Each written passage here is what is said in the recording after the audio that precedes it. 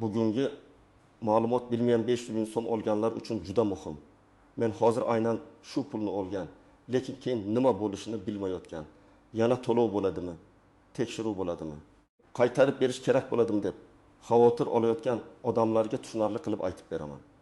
Bu xabar faqat bitta odamga emas, oilasida nafaqa, moddiy yordam, kompensatsiya yoki ijtimoiy to'lov olgan har bir kishiga tegishli bo'lishi mumkin.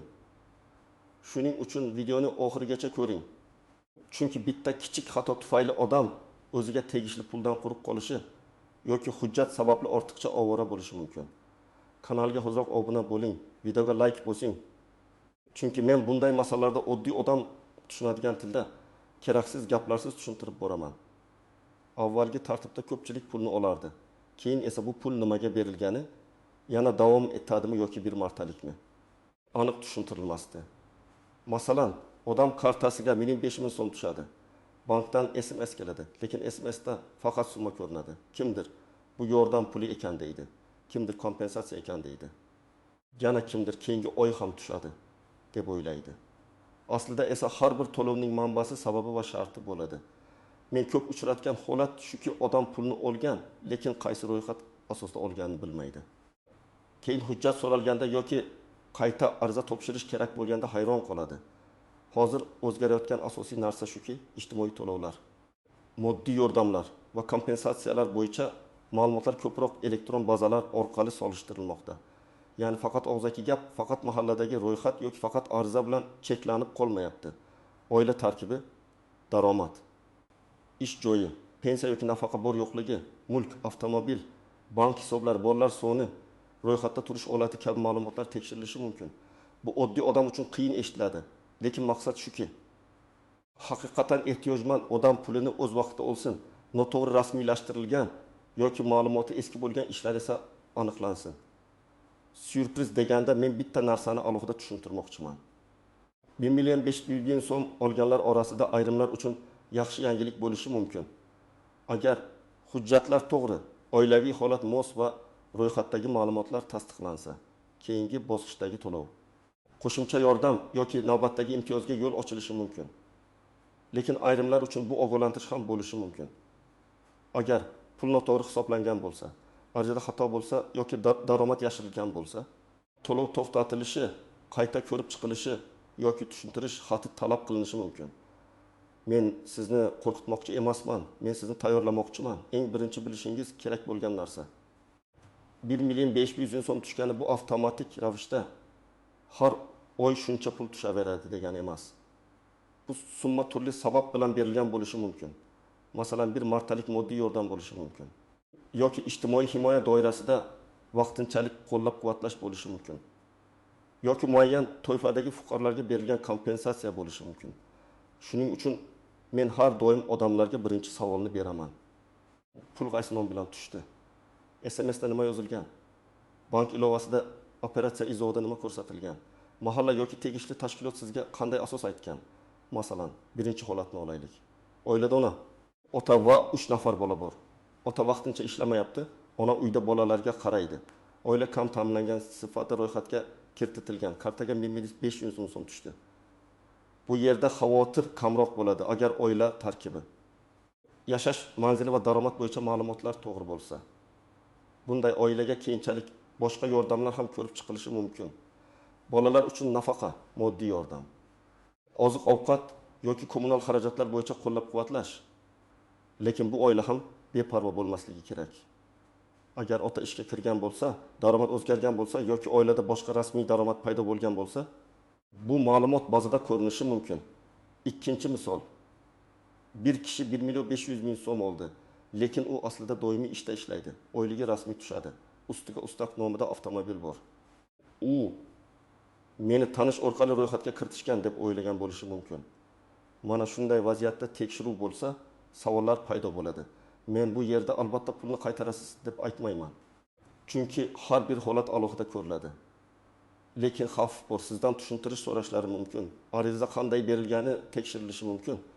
Oilangizning umumiy daromadi hisoblanishi mumkin. Agar haqiqatda yordamga muhtoj bo'lmagan odam yordam olgan bo'lsa, bu keyingi to'lovlarga salbiy ta'sir qiladi.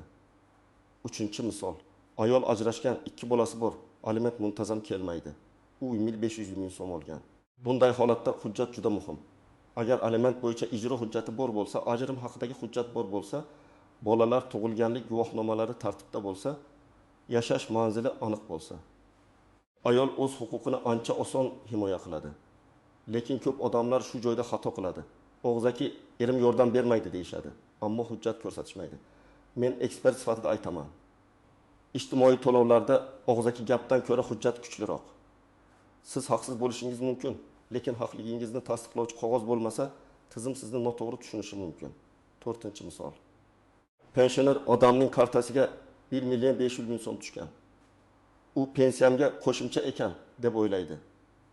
Aslida bu bir martalik yordam bo'lishi mumkin. Pensioner uchun ham nozik joy bor. Agar odam boshqa nafaqa, parvarish puli yoki qo'shimcha kompensatsiya olayotgan bo'lsa, to'lovlar bir-biriga ta'sir qilishi mumkin. Ba'zan odam bitta yordamni oladi, lekin boshqa yordamga ariza berganda siz falon to'lovni olgansiz degan javob chiqadi. Bu rad etish degani bo'lmasligi ham mumkin, lekin qo'shimcha tekshiruvga sabab bo'ladi. Shuning uchun pensionerlar ham bankdan kelgan SMSni o'chirib tashlamasligi, to'lov sanasini yozib qo'yishi. Kerak bo'lsa bankdan ma'lumotnoma olish kerak. Kimlar xavotir olish kerak? Birinchi navbatda arizada noto'g'ri ma'lumot berganlar xavotir olishi kerak. Masalan, oilada ishlaydigan odam bor, lekin ishsiz deb ko'rsatilgan. Yoki turmush o'rtog'i bilan birga yashaydi, lekin alohida yashayman deb yozilgan. Yoki nomida avtomobil, uy-joy, tadbirkorlik faoliyati bor, lekin bular aytilmagan. Yana bir xavfli holat, karta boshqa odam nomida. Pulni esa boshqa kishi ishlatgan. Bu ham keyin tushuntirish talab qiladigan vaziyatga aylanadi. Kimlar haddan tashqari qo'rqmasligi kerak? Hujjatlari tartibda bo'lgan, yordamga haqiqatan muhtoj bo'lgan. Arizada yolg'on ma'lumot yozmagan odamlar. Agar sizning daromadingiz past bo'lsa, oila tarkibingiz to'g'ri ko'rsatilgan bo'lsa, bolalaringiz nogironligi bor oila a'zongiz, pensioner yoki boquvchisini yo'qotgan shaxs bo'yicha hujjatlar mavjud bo'lsa, sizning asosiy vazifangiz vahima qilish emas, tartib bilan ma'lumotni tekshirish. Tizim savol bersa javob berasiz, hujjat so'ralsa olib borasiz. Ariza yangilash kerak bo'lsa, yangilaysiz. Endi ko'pchilik e'tibor bermaydigan istisnolar va nozik jihatlarga o'tamiz. Birinchi nozik jihat, pul tushgan sana juda muhim. Masalan, 500 000 so'm 5 sanada tushgan bo'lsa, bu oldingi oy uchun hisoblangan bo'lishi mumkin. 25 sanada tushgan bo'lsa, keyingi davrga bog'liq bo'lishi mumkin. To'lov sanasi bo'yicha mahalla ijtimoiy himoya markazi yoki bankdan aniqlik kiritish kerak. Chunki ko'p tushunmovchilik aynan sanadan kelib chiqadi. Odam bu oy to'lov olmadi deydi. Aslida unga avvalroq oldindan to'langan bo'ladi yoki kechikib tushgan bo'ladi. Ikkinchi nozik jihat. Bitta oilada bir nechta karta bo'lishi. Masalan, yordam onaning kartasiga tushgan, lekin ota ham boshqa turdagi to'lov oladi. Tizim oilaviy daromadni hisoblaganda faqat bitta kartani emas, umumiy oilaviy holatni ko'rishi mumkin. Shuning uchun pul mening kartamga tushdi, erimning daromadi aloqasi yo'q deyish har doim ham to'g'ri bo'lmaydi. Agar siz bir xo'jalikda yashasangiz, ro'yxatda bir oila sifatida ko'rsatilgan bo'lsangiz, oilaning umumiy daromadi inobatga olinishi mumkin. Uchinchi nozik jihat, propiska va haqiqiy yashash joyi. Men amaliyotda ko'p ko'rganman. Odam bir joyda ro'yxatda turadi, boshqa joyda yashaydi. Mahalla esa uni ro'yxatdagi manzil bo'yicha ko'radi. Agar yordam haqiqiy yashash holatiga bog'liq bo'lsa, bu muammo tug'diradi. Masalan, ayol bolalari bilan onasinikida yashaydi, lekin propiskasi erining uyida. Ariza topshirishda bu holat aniq tushuntirilmasa, tizim uni noto'g'ri baholashi mumkin. Bunday vaziyatda yashash joyini tasdiqlovchi dalolatnoma, mahalla ma'lumotnomasi yoki boshqa hujjat kerak bo'lishi mumkin. 4-nozik jihat, daromadning rasmiy va norasmiy ko'rinishi.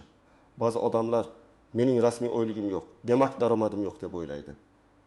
Lekin agar siz tadbirkorlik qilsangiz, ijara daromadi olsangiz, dehqonchilikdan muntazam tushum bo'lsa yoki boshqa manbadan pul kirsa, ayrim hollarda bu ham inobatga olinishi mumkin.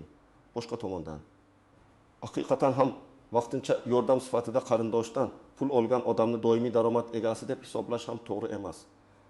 Shuning uchun men har doim aytaman, vaziyatni yashirmang, lekin aniq tushuntiring.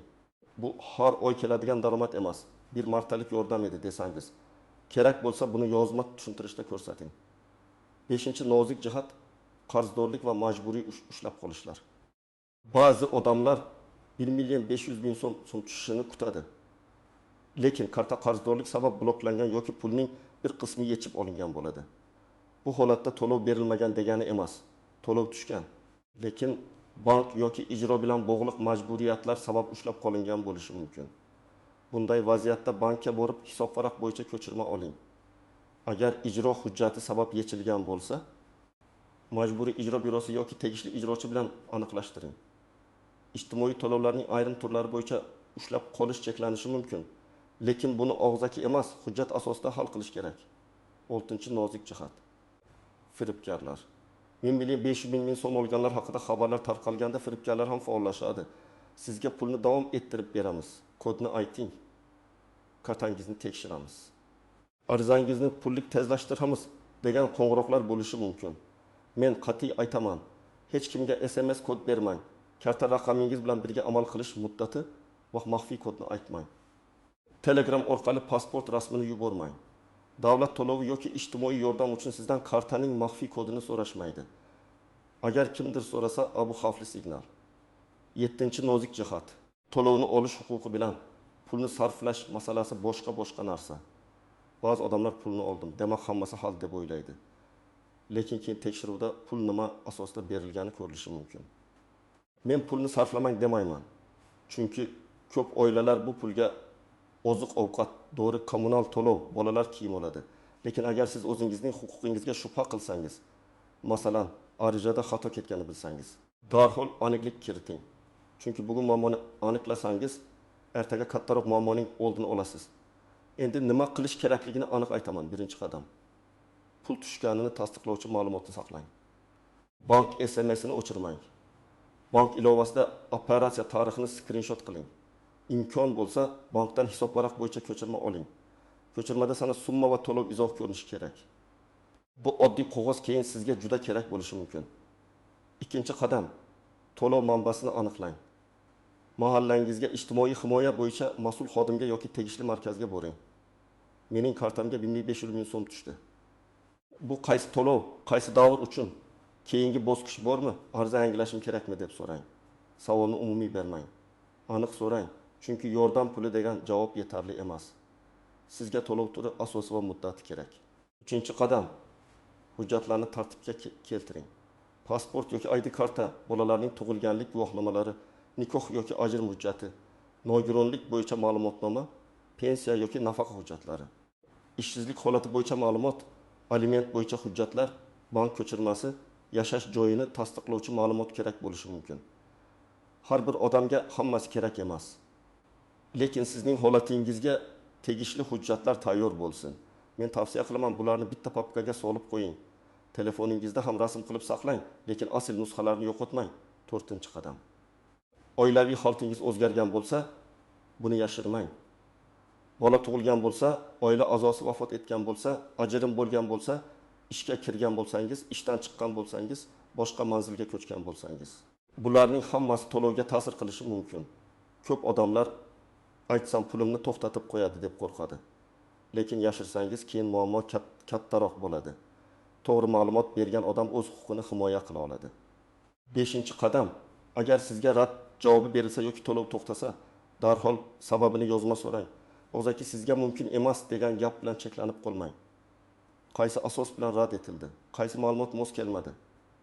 Qanday hujjat olib kelsam qayta ko'riladi deb so'rang. Agar kerak bo'lsa, ariza yozing. Arizada ismingiz, familiyangiz, pasport ma'lumotingiz, yashash manzilingiz, telefon raqamingiz, muammo mazmuni va ilova qilinayotgan hujjatlar ro'yxatini ko'rsating. Arizani topshirganingiz haqida kirim raqami yoki tasdiq oling. 6-qadam, agar pul noto'g'ri tushgan deb o'ylasangiz, o'zingiz borib aniqlashtiring. Bu juda muhim. Masalan, siz hech qanday ariza bermagansiz. Lekin 1 milyon 500 bin so'm tushdi, lekin 1500 bin so'm tushdi. Yoki siz boshqa hududda yashaysiz, lekin manzil bo'yicha to'lov kelgan, yoki oilangizda daromad yuqori, lekin yordam puli tushgan. Bunday holatda tushdimi? Demak, meniki deb beparvo bo'lmang.